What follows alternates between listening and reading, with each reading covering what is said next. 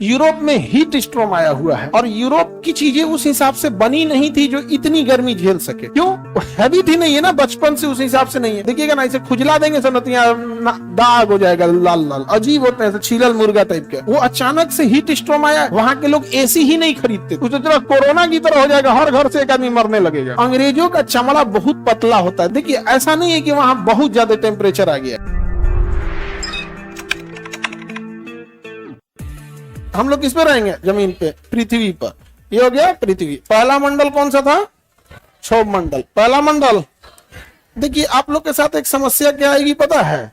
वो क्या करेगा, इसको इंग्लिश दे देगा ट्रोपोस्फेयर, हिंदी में लिख देगा ट्रोपोस्फेयर। लेकिन इंग्लिश मीडियम वालों के लिए ये झमेला नहीं है। वो एक के बाद बोला कि ट्रोपोस्फेयर, काम खत्म। उसको क्षोभ मंडल याद करने की जरूरत नहीं है, लेकिन आपको क्षोभ मंडल भी याद करना पड़ेगा और ट्रोपोस्फेयर भी याद रखना पड़ेगा। दोनों याद रखना पड़ेगा, नहीं तो गड़बड़ा जाएगा। ट्रोपोस्फेयर की ऊंचाई कितने किलोमीटर तक होती है? 14 किलोमीटर। बढ़ती घटती है कि नहीं? हवाएं ऊपर जाती हैं फिर नीचे आती हैं। इस चीज को हम कहते हैं संवहन। कोई चीज ऊपर नीचे होने लगता है तो क्या कहेंगे? संवहन। क्या कहेंगे? संवहन। मौसम परिवर्तन, क्षोभ मंडल। हेलीकॉप्टर, इसमें सबसे खतरनाक जो हवा चलती है उसे कहते हैं जेट स्ट्रीम।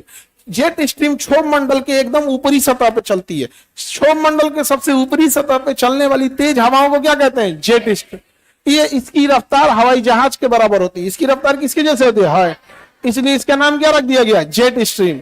हवाई जहाज के जैसे होने के कारण नाम क्या रख दिया गया? Jet stream. अमेरिकी जहाजों ने इसे खोज किया था। जब वो जापान के ऊपर बम गिराने जा रहे थे तो उनकी जहाजों की स्पीड अचानक कम हो गई थी, तो उन्हें लग गया, जैसे अपने यहाँ देखिएगा ना, लू चलेगा ना, आज इधर से लू आ रहा है, उधर साइकिल चलाइएगा तो साइकिल ये नहीं चलेगा, लगेगा फेंक देगा उनने से वापस।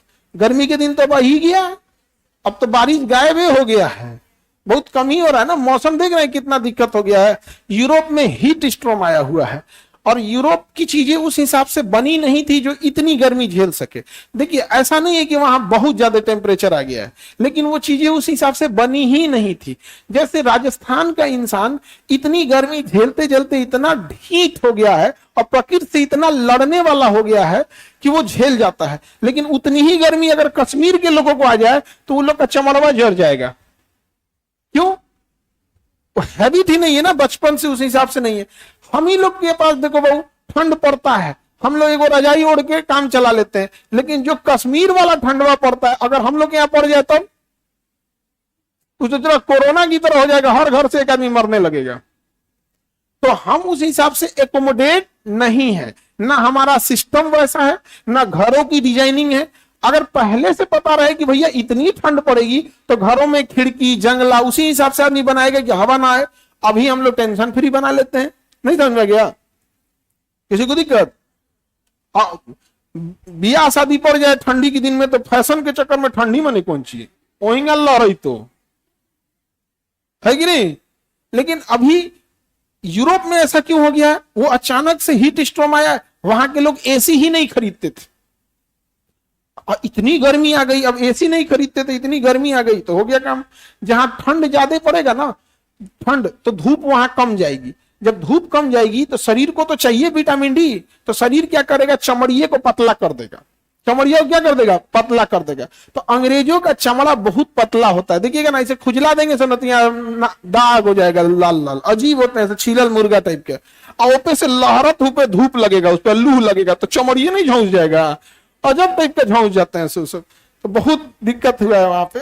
अब समझना ध्यान से, जितनी दुनिया में गोरे हैं सब, ये सब अमीर है। सब अमेरिका, ब्राजील, पूरा यूरोप, पूरा ऑस्ट्रेलिया, तो ये सब जीवन जीते हैं। सब हम लोग जीवन को काटते हैं। समझ में आ गया कि नहीं? हम लोग जीवन को क्या है? काट रहे हैं। अब सोचो ना कि यूएस वगैरह में किसी का घर है तो 20 एकड़ में घर है, क्या तो उसका अपना स्टेडियम है, अपना बगीचा है, अपनी खेती है, सब चीज अपना हो रहा है यहाँ पे। समझे? हम लोग का जीवन का स्टाइल जो है बहुत कम है यहाँ। तो वो लोग मालिक बनते हैं, वर्कर हम लोग को बुला लेते हैं। वर्कर क्या है? हम लोग को। अब ऐसे समझिए, सऊदी अरब में बकरी और भेड़ पालने के लिए लोग इंडिया से जाते हैं। एक वीडियो बनाए हुए थे वहां से, हाँ बेचारे बहुत रो रहे थे, उनसे मिलना है यार। वहां सऊदी अरब में भेड़ चरा रहे थे और यहाँ अपने वहां तो जनसंख्या ही नहीं है। अपने यहाँ तो इंसान का जीवन बकरी जैसा हो गया है।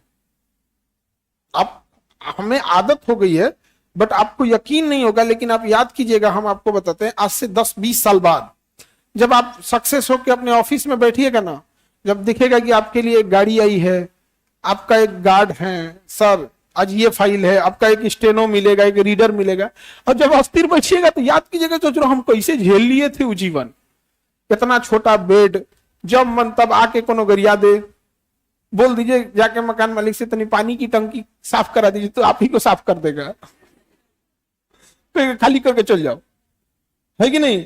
तो बहुत तकलीफ होता है, तो विद्यार्थी जीवन ही है तकलीफ का।